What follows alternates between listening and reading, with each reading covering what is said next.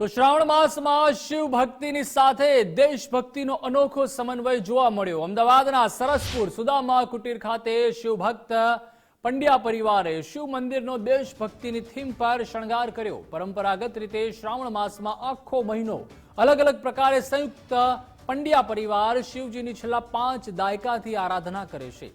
આજે સ્વતંત્રતા પર્વની પણ શિવ આરાધના સાથે પંડ્યા પરિવારે ઉજવણી કરી। શિવલિંગ સહિત આખાય મંદિરને તિરંગાની થીમ પર શણગારવામાં આવ્યું। સવારથી જ શિવજીની વેદોક્ત મહાપૂજામાં નિયમિત રીતે રુદ્રાભિષેક, જેમાં દુગ્ધાભિષેક, જળાભિષેક તથા દિવસ દરમિયાન વિશેષ પૂજા પણ કરવામાં આવી હતી। પવિત્ર શ્રાવણ માસમાં શિવ ભક્તિની સાથે દેશભક્તિનો અનોખો સમન્વય અહીં જોવા મળ્યો છે। અમે આવ્યા છીએ સરસપુર ખાતે આવેલા સુદામા કુટીરમાં અને અહીં જોઈ શકાય છે કે જે અહીંનું જે મંદિર છે તેને જે છે તિરંગાની થીમથી જે છે સજાવવામાં આવ્યું છે। આખું જે મહિનો છે શ્રાવણ મહિનો અહીં પરંપરાગત રીતે વર્ષોથી શિવ પૂજા કરવામાં આવતી હોય છે અને જ્યારે 15મી ઓગસ્ટ છે ત્યારે દેશભક્તિને પણ તેઓ ભૂલ્યા નથી અને જે શિવલિંગ છે તેને દેશભક્તિની થીમ એટલે તિરંગાની થીમથી જે છે શણગારવામાં આવ્યા છે અને સૌ પરિવાર જે છે પંડ્યા પરિવાર તે જે છે શ્રાવણ માસમાં શિવ ભક્તિની સાથે દેશભક્તિ પણ કરતા નજરે પડી રહ્યા છે। આપણી સાથે ધર્મેન્દ્ર પંડ્યા છે સુદામાજી, તેમની સાથે વાત કરીશું। સુદામાજી, અનોખી ભક્તિ આખો મહિનો આપ કરો છો ને આજે દેશભક્તિનો પણ માહોલ અહીંયા કઈ રીતે સમન્વય?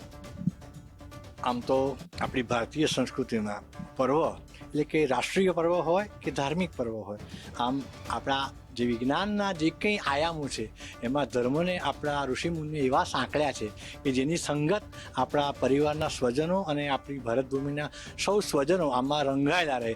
યોગાનુયોગ શ્રાવણ મહિનામાં જ 15મી ઓગસ્ટ આવતી હોય છે અને અમારા ઘરના પરિવારના બાળકો સરસ મજાનો તિરંગો આદિથી પોતાના મનમાં જે કલ્પના આવે એ કલ્પનથી આ સરસ મજાનો શૃંગાર કરી અને રાષ્ટ્રપ્રેમ દેખાવે છે। આ રાષ્ટ્રપ્રેમ દેખાડીને પણ પોતાની ભક્તિ માત્ર ને માત્ર શિવ ભક્તિ એટલું જ નહીં, રાષ્ટ્રભક્તિનો પણ સરસ સંયોગ કરે છે। બિલકુલ, રાષ્ટ્રભક્તિ અને સાથે સાથે શિવ મહિમા પણ અહીં મેં જોઈ છે એ પ્રમાણે પરંપરાગત રીતે તમે પૂજા કરો છો। આખો મહિનો કઈ રીતે આપણે આ પૂજા અર્ચના કરતા હોઈએ છીએ?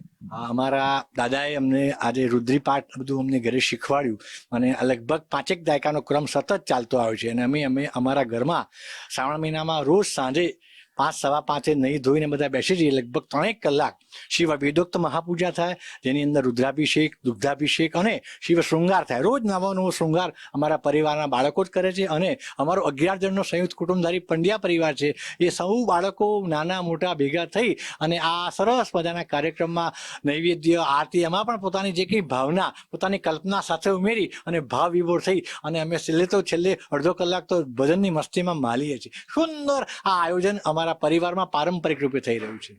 તો જોઈ શકાય છે કે પારંપરિક રીતે જે આયોજન છે તે ઐતિહાસિક છે, કારણ કે 5 દાયકાથી આ પેઢી જે છે શિવ પૂજા કરતી આવી છે અને પરંપરાગત રીતે જે છે શ્રાવણ માસમાં આખો પંડ્યા પરિવાર જે છે તે આ પર્વને ઉજવતો હોય છે। સાથે સાથે આજે દેશભક્તિનો પર્વ પણ અહીં ઉજવાઈ રહ્યો છે તે દ્રશ્યો બતાવી આપે છે।